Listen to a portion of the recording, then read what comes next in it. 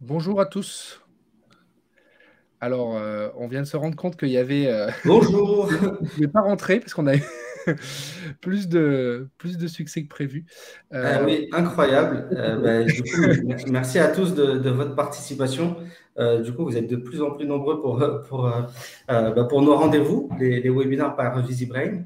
Et puis oui, là, on est un petit peu étonné de voir que du coup, on a atteint les capacités. Et donc, du coup, va falloir qu'on muscle un peu plus nos webinaires à l'avenir au niveau technique. Merci à tous d'être présents. Aujourd'hui, on a rendez-vous pour parler un petit peu indicateurs à suivre en période de crise et on va se reposer un petit peu sur des éléments qui sont passés et notamment le cas Buitoni pour pouvoir détailler un petit peu comment rentrer dans les crises. Je suis accompagné aujourd'hui, donc pardon pour me présenter, je suis Julian Pérez et je suis en charge du développement commercial chez VisiBrain. Et aujourd'hui, je suis accompagné de Jean-Christophe Gattuin, donc le directeur des opérations chez VisiBrain et puis accessoirement aussi cofondateur. Bonjour à tous. Voilà.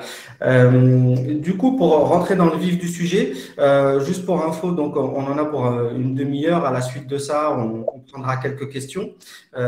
Bonjour à tous.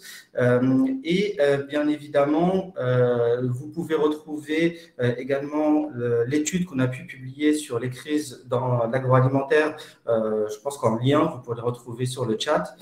Également, on vous propose aujourd'hui un sondage donc, vous pourrez le retrouver dans la rubrique sondage. Également, n'hésitez pas à interagir, à réagir avec les petits emojis qui sont disponibles.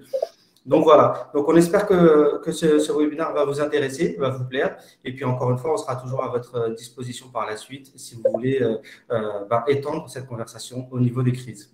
OK. Donc du coup, pour revenir un petit peu très rapidement sur VisiBrain, ça fait maintenant bientôt 11 ans qu'on est spécialisé sur la protection d'e-réputation. Donc tout ce qui va être analyse, identification, analyse et gestion de situation de crise. Bien évidemment, on fait d'autres choses avec notre outil, de la veille concurrentielle, du suivi d'événements, de la détection d'influenceurs et puis de la veille sectorielle pour identifier les différentes tendances. Donc, un outil complet de VisiBrain. Je ne vais pas m'attarder trop dessus parce qu'on a énormément de choses à vous dire aujourd'hui. Donc on va avancer assez rapidement. Le développement d'aujourd'hui, un peu comme au cinéma, comme on dit au programme aujourd'hui, ça va se passer en deux temps. Dans un premier temps, je reviendrai sur des indicateurs et certaines informations qu'on peut retrouver un peu sur un point de vue macro au niveau des crises numériques. Et puis, je laisserai la parole à Jean-Christophe qui déroulera un petit peu justement la présentation au niveau des indicateurs et vous présentera une note de crise un peu générale qu'on vous propose. Bien évidemment, vous pourrez, à l'issue de ce webinaire, vous recevrez dans les prochains jours un exemple de template donc qui pourra vous servir également pour réaliser vos propres notes de veille. Pour rentrer directement dans le vif du sujet, au niveau donc des crises numériques, on s'est appuyé sur une étude de nos amis de chez Sapere Vedere et notamment on souhaitait mettre en avant 3 points vraiment qui nous semblaient vraiment cruciaux à retenir. Déjà, ce qui est important de voir, c'est que au niveau des crises numériques qu'on a pu voir en 2021, donc il y a eu quand même une grosse chute par rapport à la période pré-Covid. En effet, 2020-2021, les sujets principaux qui étaient conversés sur les réseaux sociaux, c'était la Covid et cette crise sanitaire. Mais depuis, on voit que petit à petit, ça revient à la normale et on n'a aucun doute sur le fait qu'on reviendra sur une centaine de crises majeures sur les réseaux sociaux une fois que la Covid sera derrière nous. Donc, également, ce qui est important à retenir, c'est que malgré le fait que les crises sont toujours très conversées sur Twitter et que Twitter reste le réseau social de prédilection, on va dire, pour les crises, on constate que de plus en plus, les crises numériques sont commentées sur des réseaux comme Instagram, comme TikTok, et donc du coup vont toucher des audiences différentes et être abordées de manière différente. Donc du coup, ce qui rend également essentiel le fait de pouvoir avoir une excellente couverture et une bonne couverture sur les réseaux sociaux pour passer à côté d'aucune information cruciale. Le dernier point qui est important, c'est qu'aujourd'hui, ce qu'on constate, c'est que toujours les crises numériques sont toujours dues à soit des éléments fonctionnels ou communicationnels. Alors, qu'est-ce que ça veut dire, hein, très rapidement? C'est qu'on est confronté de plus en plus à des enjeux sociétaux, que ce soit le wokisme, que ce soit l'évolution des mentalités ou de la manière dont on va consommer et les différentes prises de conscience. Je pense que Disney est un excellent exemple justement de ces évolutions. Et donc, du coup, voilà, ça reste toujours une des causes des crises en parallèle avec des éléments de communication par rapport à la maladresse de certaines marques dans la manière dont ils vont communiquer et donc dans la manière dont ils vont s'exposer à des crises. Quel impact suite à ces crises numériques? Alors, du coup, on en a relevé 3, l'impact de réputation. Alors, bien sûr, on sait à quel point construire une réputation pour une marque ou pour une entité, c'est compliqué, ça prend du temps. Et on se rend compte qu'avec les crises numériques, ça peut très rapidement exploser et il peut y avoir des conséquences assez durables sur l'impact réputationnel. Également, ces crises numériques peuvent mettre en avant des manquements ou des dérives qui conduisent ensuite à des poursuites judiciaires. Le dernier exemple en date, on a pu voir Orpea, par exemple, où tout simplement l'évolution et la globalité et les mentalités, comment elles vont s'exprimer sur les réseaux sociaux, font que derrière, les marques peuvent s'exposer à des poursuites judiciaires. Et puis le dernier impact, c'est l'impact financier, celui qui fait mal au portefeuille. Et puis on peut reprendre des exemples comme celui de Coca-Cola et Cristiano Ronaldo. On avait vu l'action Coca-Cola chuter suite à la remarque de Ronaldo où il disait « pas de Coca, juste de l'eau ». En termes de modèle, ce qu'on constate régulièrement dans les crises, c'est qu'il y a un modèle toujours qui va être répété. On va commencer sur des signaux faibles qui vont commencer à alimenter et à faire exploser une crise. Ça va se continuer sur l'explosion médiatique où là, on va avoir vraiment un gros volume de conversation et on va discuter de cette crise, on va la voir évoluer, suivi d'une longue traîne qui, par la suite, peut tout simplement redécoller suite à des enquêtes de médias comme Mediapart, par exemple, ou Cache Investigation, qui vont s'emparer du sujet, qui vont le reprendre par la suite et qui vont faire redécoller la crise. Donc, sur ce schéma et par rapport à ce schéma, on a identifié 3 bons réflexes à avoir, à savoir le premier, c'est être alerté, donc avoir un bon système d'alerting et bien configuré pour s'assurer que dès les premiers signaux faibles, on va pouvoir les identifier et on va pouvoir s'adapter ou réagir, suivre en temps réel pour pouvoir décrypter l'information et surtout les gros volumes d'informations qui vont être identifiés pendant cette crise et cette explosion médiatique. Et puis à la fin, prendre du recul, faire le bilan. Et donc, c'est là où justement tout l'intérêt d'avoir une note de veille et de pouvoir avoir des bons indicateurs à suivre prend tout son sens. Du coup, je laisse la parole à Jean-Christophe qui justement va rentrer un peu plus en détail sur ces éléments-là. Merci beaucoup, Rouliane. Effectivement, hein, nous, ce qu'on va vous partager aujourd'hui, c'est notre grille de lecture, hein, les 7 indicateurs qui nous semblent importants pour comprendre ce qui se passe sur les réseaux sociaux par rapport à une crise ou en tout cas un bad buzz. L'intérêt de ces 7 indicateurs, c'est bien comprendre et bien diagnostiquer ce qui se passe, tout simplement pour prendre les bonnes décisions en retour. Et à commencer par prendre la décision de est-ce qu'on se considère en crise ou pas, parce qu'il peut très bien avoir un buzz sur les réseaux sociaux qui expose la marque, mais nous, en tant que communicants, on décidé non, on ne va pas se mettre en dispositif de communication de crise pour telle ou telle raison. Donc ça, c'est vraiment la première décision de base. Et puis après, quand on se considère à crise, ça va servir tout simplement à bien piloter sa communication de crise en termes de timing, en termes d'éléments de langage, en termes de typologie d'action, en termes de stratégie d'influence, stratégie RP, quel canal, quelle communauté on cible. En bref, on va avoir tous les indicateurs qui vont nous aider à prendre les bonnes décisions avec comme objectif que tout simplement la crise numérique soit la moins grave possible, voire et ça c'est le cas idéal, que dès les premiers signaux faibles, en fait, on arrive à mettre la bonne réponse pour tuer la crise dans l'œuf, tout simplement, et finalement que personne ne l'ait vu. Ça, c'est les meilleurs cas de gestion de crise.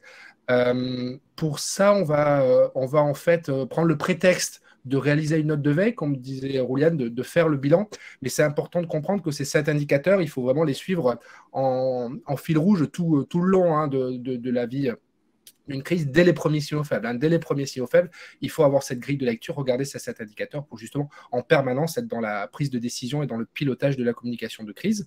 Et on a choisi de prendre comme exemple le cas Buitoni. Vous avez tous en tête le scandale des pizzas surgelées qui ont été qui ont été rappelés parce que il y avait E. coli, la bactérie qui a tué des enfants. Donc un cas assez fort en termes d'impact réputationnel, d'impact juridique et d'impact financier, pour reprendre ce que vous disiez, Rouliane, au début. Donc voilà, c'est vraiment à titre illustratif, puisque c'est un exemple récent. Voilà, toutes les datas, on les a obtenues avec du coup notre plateforme de social listening VisiBrain.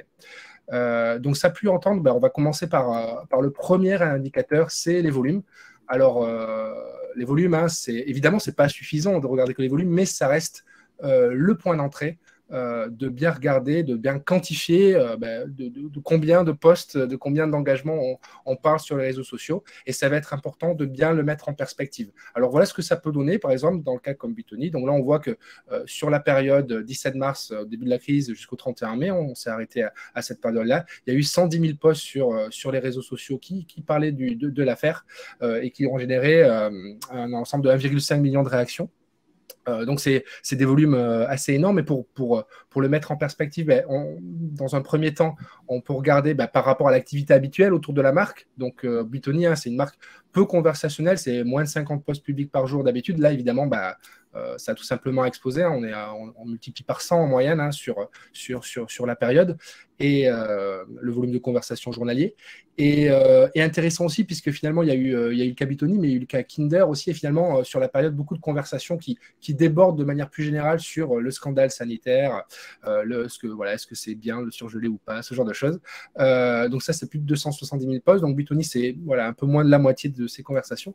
Et intéressant aussi de regarder la marque Nestlé, la maison mère, comment elle est exposée. Et finalement, relativement peu, puisque c'est moins de 3% des posts là, sur ces derniers mois qui parlaient de scandale sanitaire. Finalement, Nestlé est passé plutôt entre les mailles du filet, n'a pas été mis sur le devant de la scène.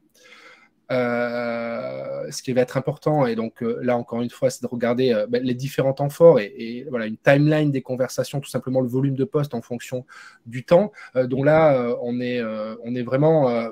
si on zoomait sur chaque pile, il y aurait vraiment le découpage que vous a montré Rouliane, ciel faible, explosion, etc. On est vraiment dans une crise qui va, au fur et à mesure de l'enquête, de l'actualité, et puis des articles de presse qui vont être publiés, une crise qui va vraiment durer dans le temps.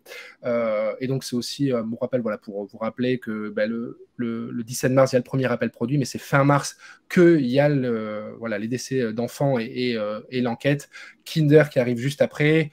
Une maladresse de communication avec le bon d'achat de 20 € offert, donc qui va là encore remettre de l'huile sur le feu, de nouvelles gammes mises en cause, la prise de parole du ministre de la Santé de l'époque, et puis c'est encore en train de continuer.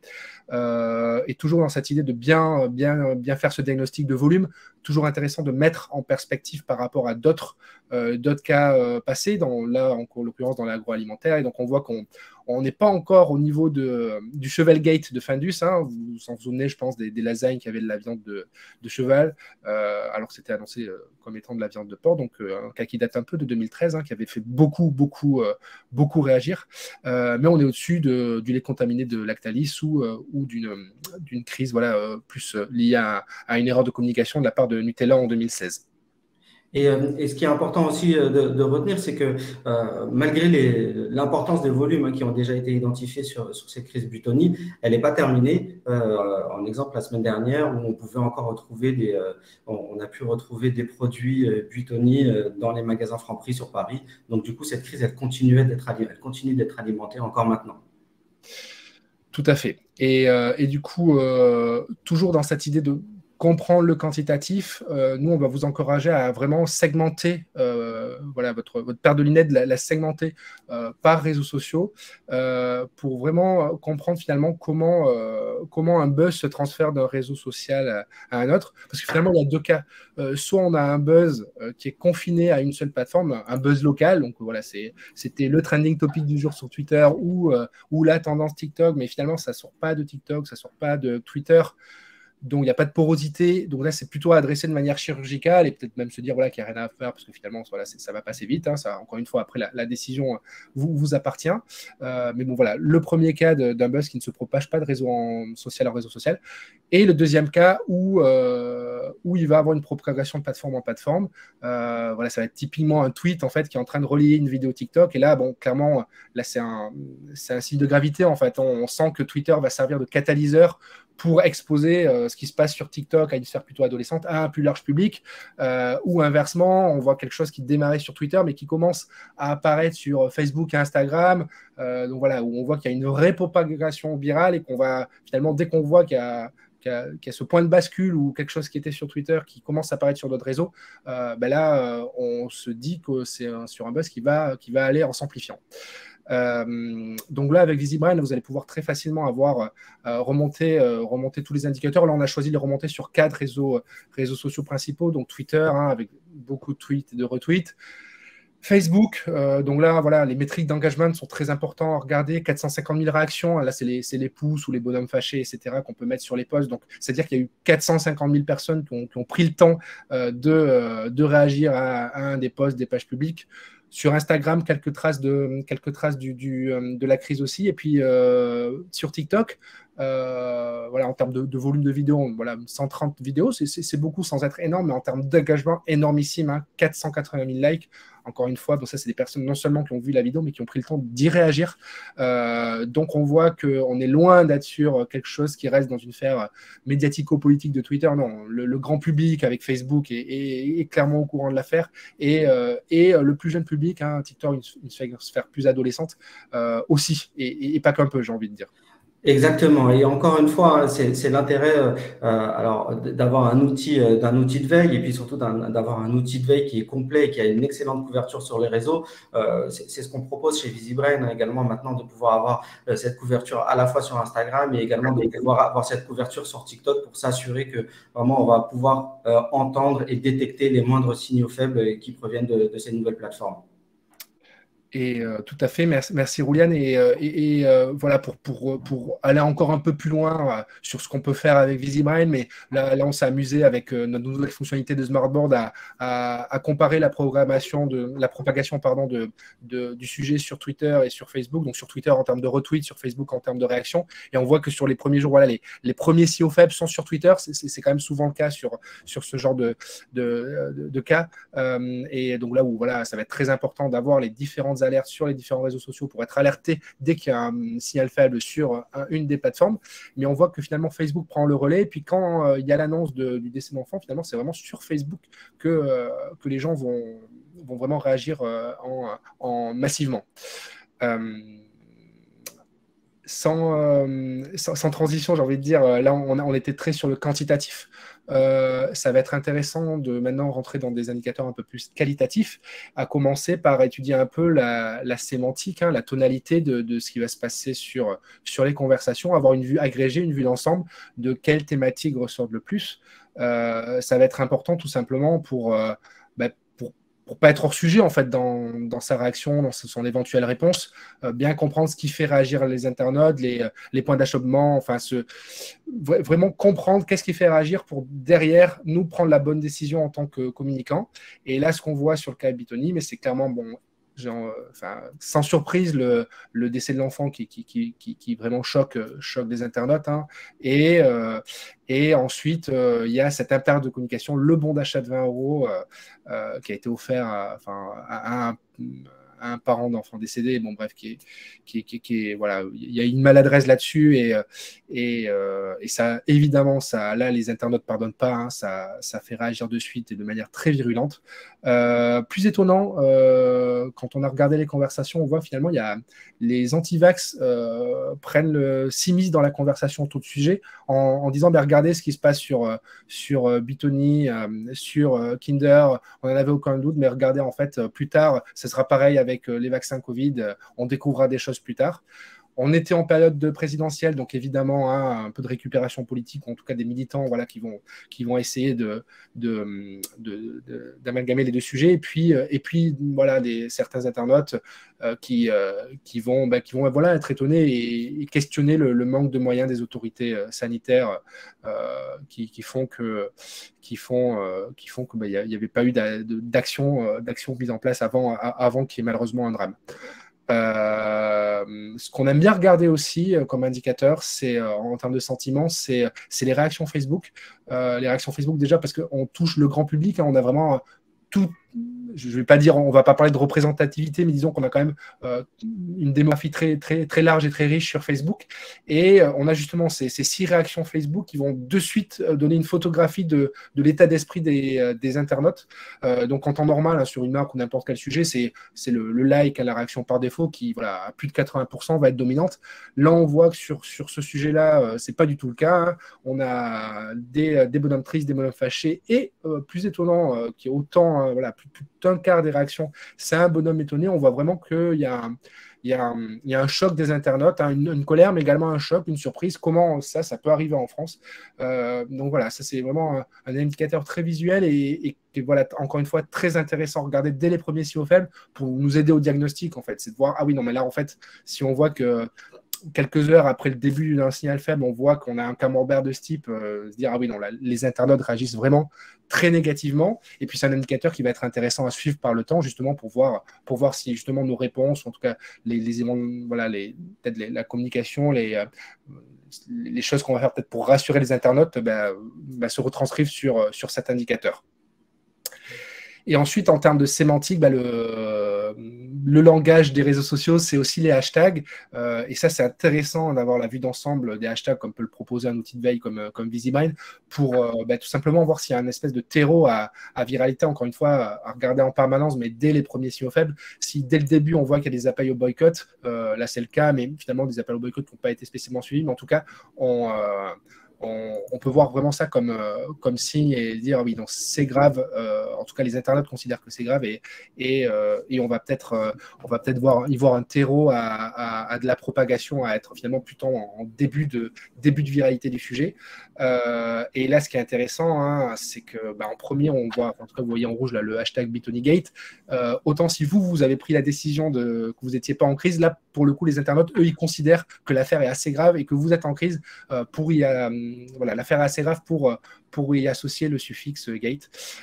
Donc voilà, hein, je ne vais pas m'attarder plus longtemps. On voit aussi quelques hashtags liés à la présidentielle, l'affaire Kinder, Lactalis, hein, des affaires passées qui ressortent. Mais voilà, en tout cas, toujours très important et très instructif d'avoir la vue d'ensemble sur les hashtags. Pour aller encore plus loin, et là je me permets de faire une mini digression sur les fonctionnalités de VisiBrind, mais c'est vrai que VisiBrind a cette fonctionnalité avancée de pouvoir fournir des exports cartographiques compatibles avec le logiciel open source Gephi, qui va vous permettre de réaliser à la fois des cartographies de hashtags pour voir voilà, les hashtags qui sont liés aux autres, mieux comprendre aller encore un peu plus loin sur les associations sémantiques, et de faire la même chose avec les communautés, mieux avoir une vue d'ensemble sur les différentes communautés.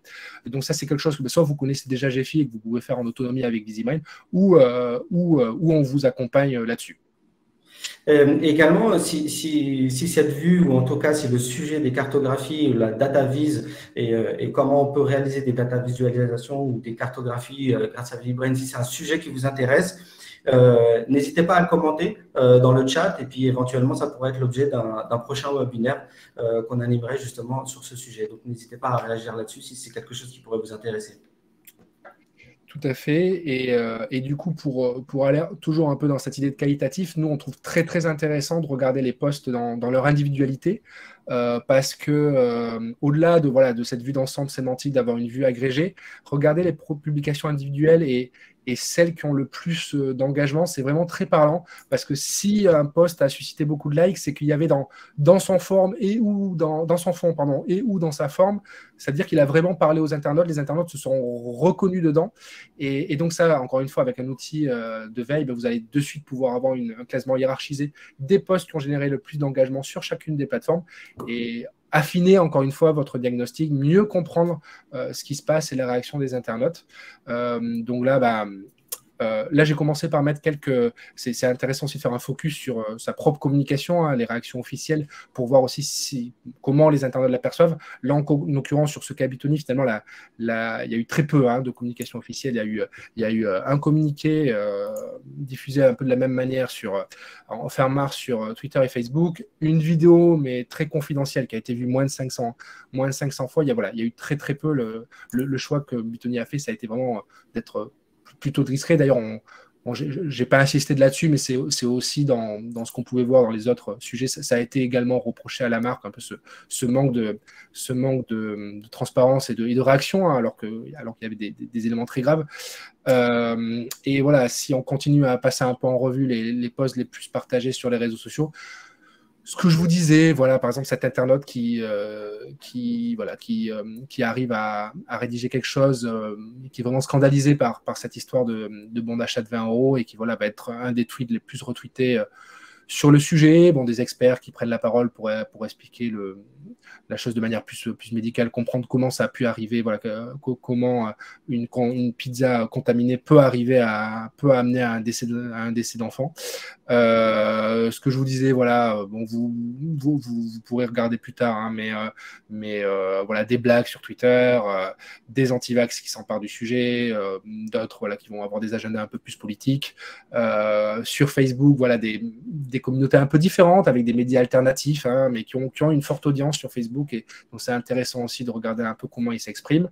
Et voilà, comme on disait, sur Instagram et TikTok qui ont été touchés. Donc Instagram, par exemple, il y a eu un compte influent auprès des mamans qui défendaient les mamans, parce que certains, voilà, en minorité, il y avait quelques internautes qui disaient mais comment ça se fait qu'en tant que maman on donne une pizza surgelée à des jeunes enfants?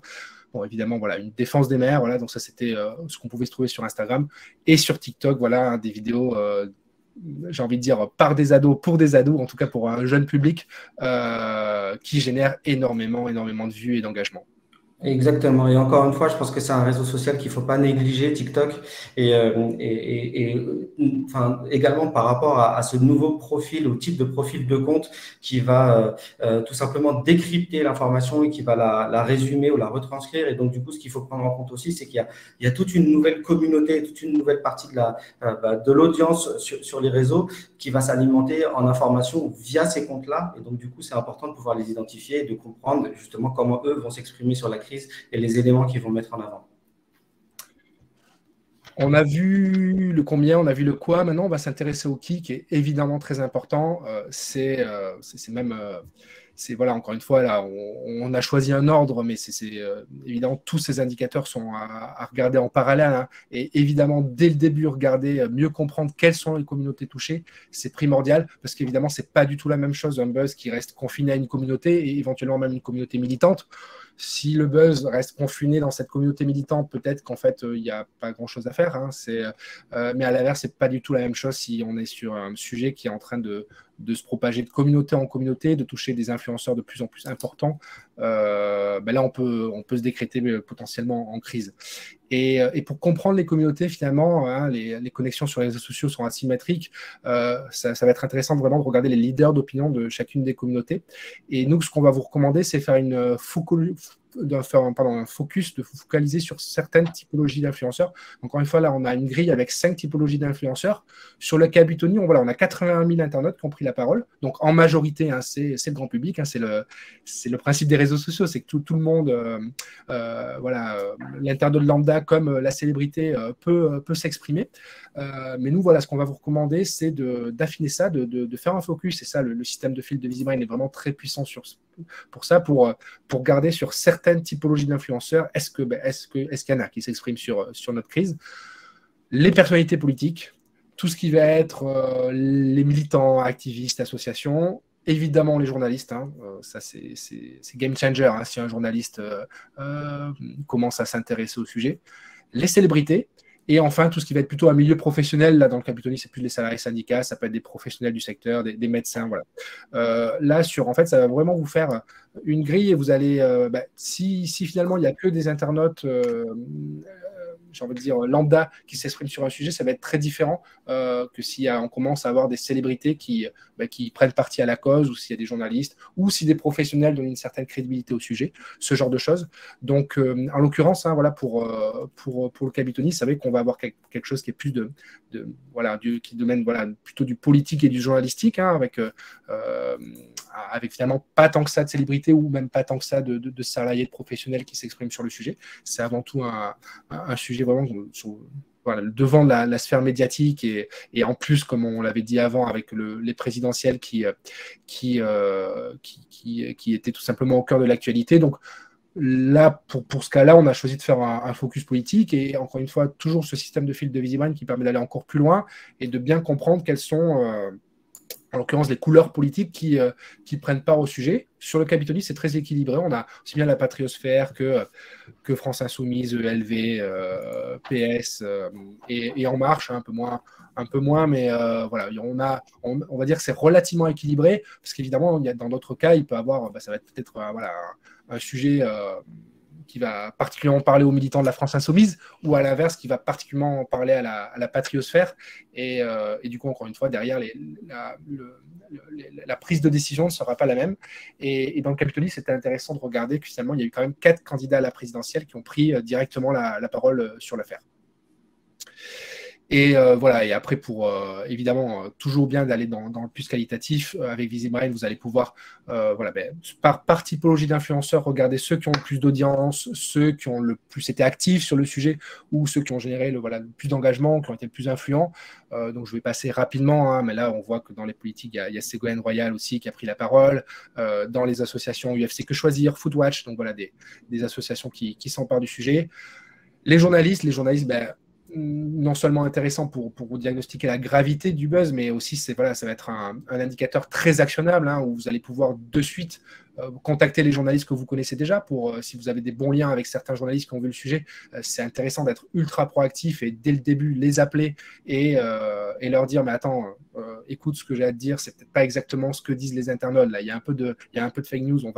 En tout cas, leur donner dès que possible votre discours de marque, et puis qui eux vont finalement, ça va influencer, hein, les titrages d'articles, la tonalité du traitement, etc.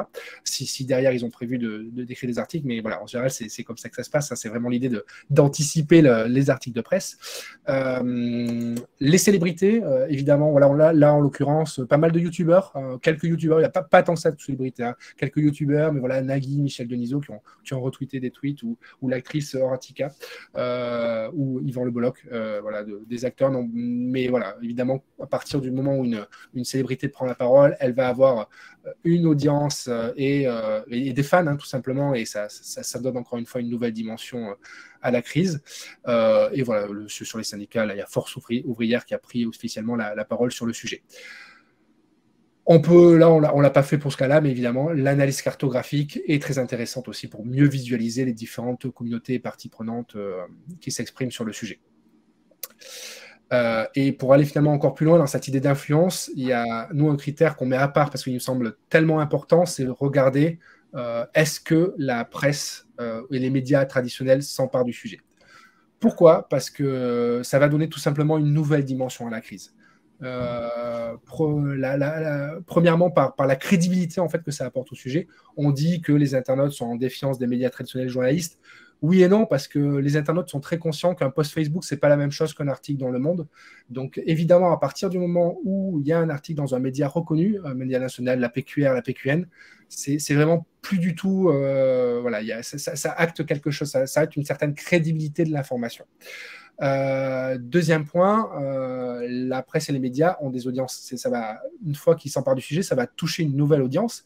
Et cette nouvelle audience part directement leurs médias, qu'ils soient papier, online, mais également sur les réseaux sociaux. Et en fait, ça va reboucler. En fait, ça va régénérer. Les internautes vont partager les nouveaux articles. Ça va régénérer toute une nouvelle viralité sur le sujet. Et également, en fonction de la typologie de médias qui va s'en emparer, ça peut susciter ou ça peut interroger ou engager des communautés différentes, que ce soit le Canard enchaîné, que ce soit des Mediapart. À chaque fois, en fonction, chaque typologie de média a sa propre communauté et donc du coup va aller toucher des personnes différentes et va du coup continuer à alimenter cette crise en effet.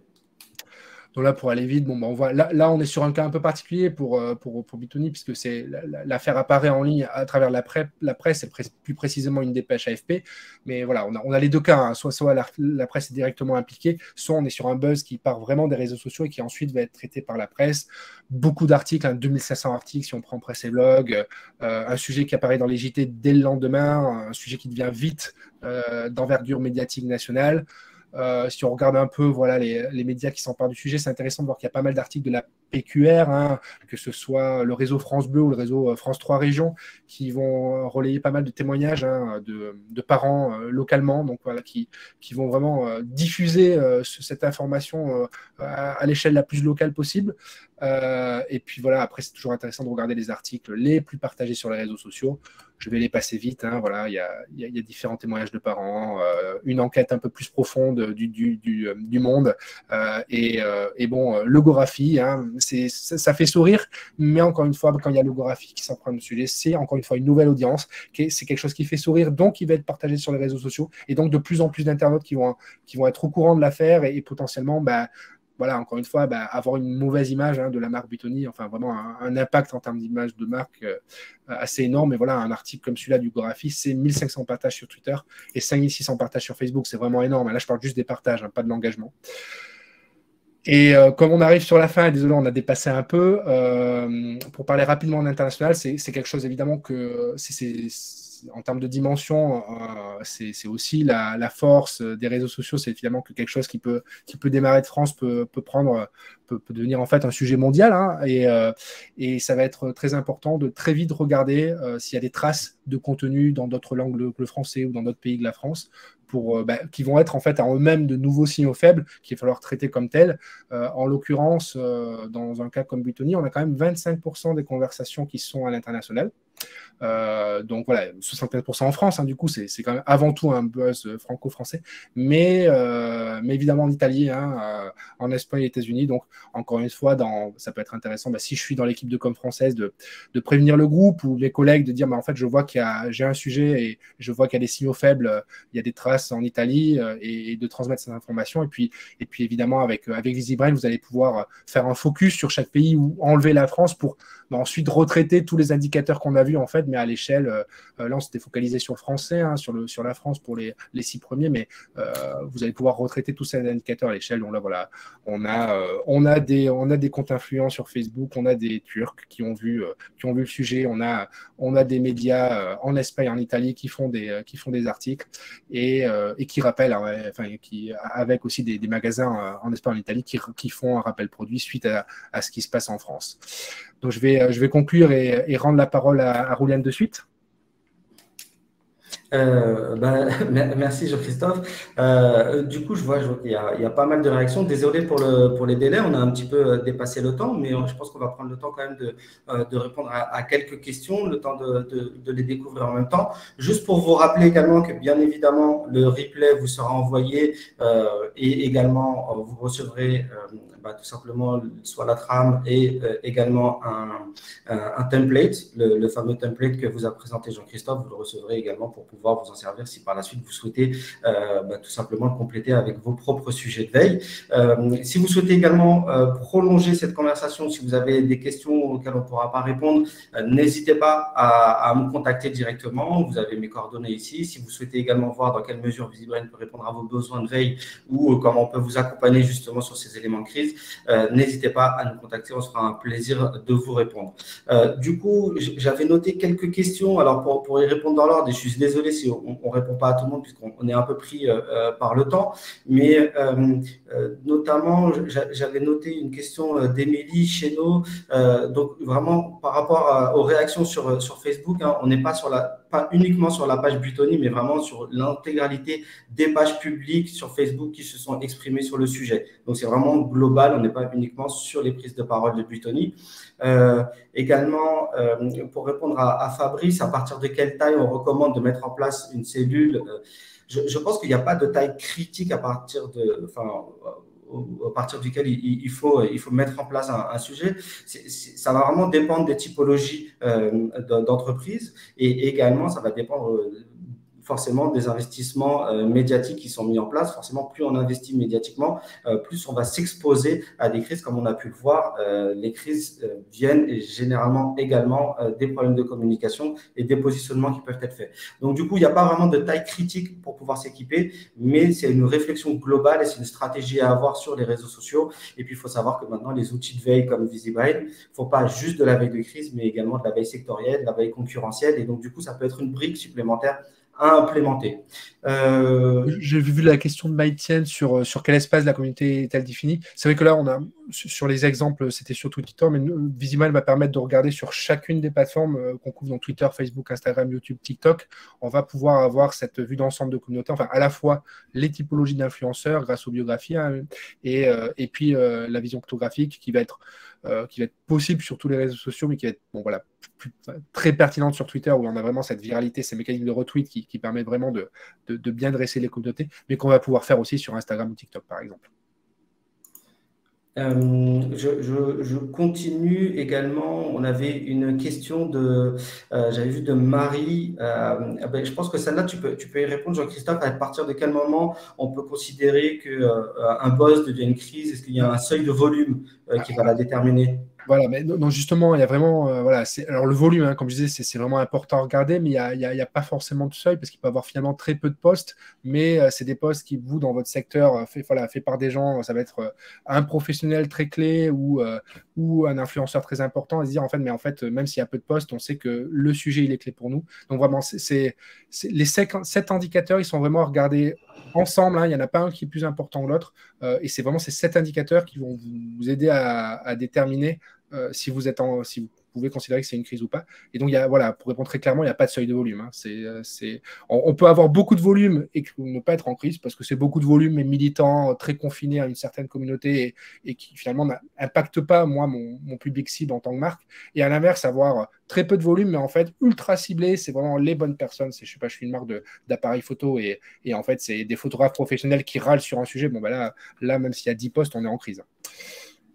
Et également pour répondre à Lohan, comment rebondir après une crise, renouvellement d'image, etc.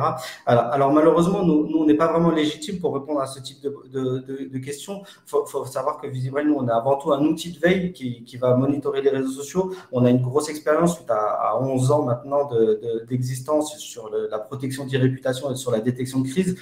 Maintenant, comment rebondir, quel message, etc. Ça, je pense que c'est vraiment un travail qui est à faire soit avec vos propres équipes de communication, soit il faut se reposer sur des agences qui sont vraiment spécialisées. Beaucoup sont partenaires de VisiBrain. Et nous, encore une fois, ce n'est pas notre rôle. Notre rôle, ça va plutôt être de vous accompagner pour monter les bons insights et pour vous aider à justement bien digérer l'information et bien la comprendre et vous laisser place ensuite pour prendre les bonnes actions. Moi, j'ai vu que Vanessa avait 2 questions sur, du coup, premièrement, la catégorisation des profils.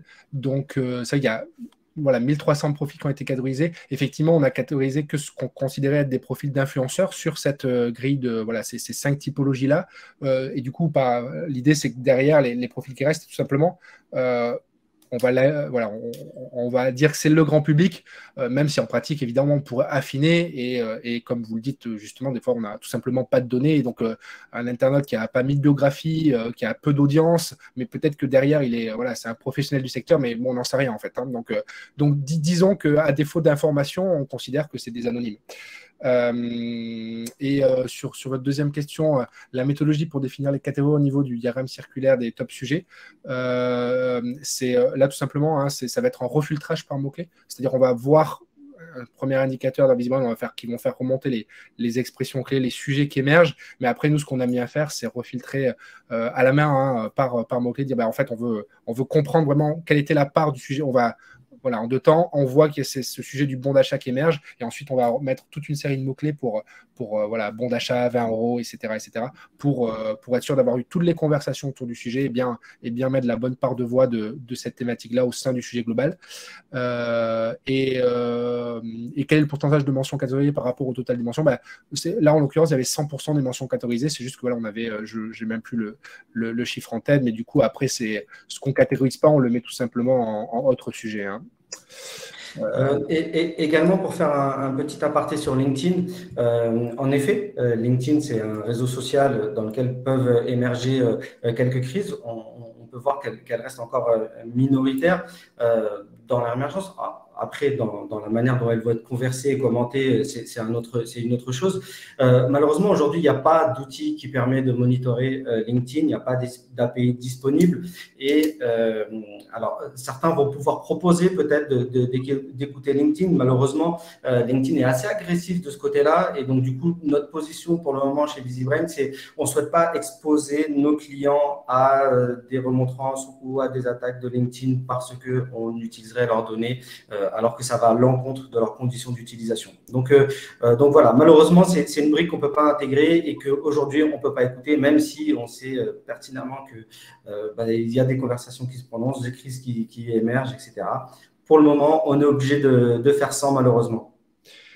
Et du coup, tout à fait, hein, c'est pas plus tard que le mois dernier, LinkedIn a fait un procès, elle a gagné un procès contre une société qui proposait voilà, des choses sur LinkedIn, mais voilà, en enfreignant les conditions d'utilisation.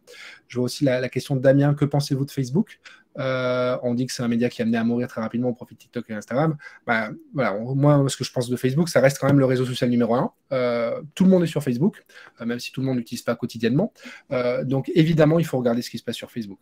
Et vous voyez les volumes voilà, en termes d'engagement, en termes d'audience, ils sont très élevés. Alors, évidemment, hein, TikTok aussi, hein, mais il ne faut pas oublier Facebook. Hein. Facebook, ça reste un réseau social où il y a des choses qui se passent.